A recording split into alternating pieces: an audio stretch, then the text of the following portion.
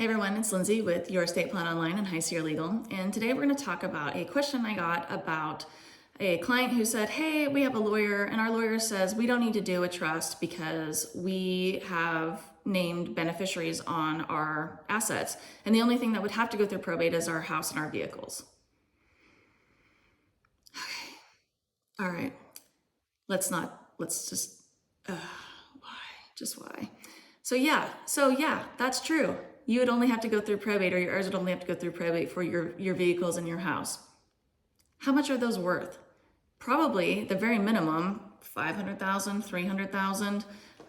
Yeah, your heirs are then now looking at anywhere from $25,000 to $50,000 in fees for just having to go through probate for those two items.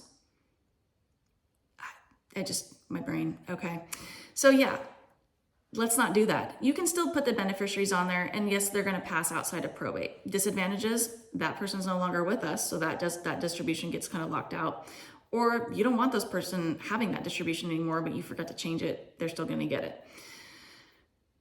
With your house, again, and your cars having to go through probate, depending on which state you're in, you're still going to pay fees. They're still going to get a percentage of that. And maybe the attorney said that so they're the ones who are going to have to go through probate for you and get those fees.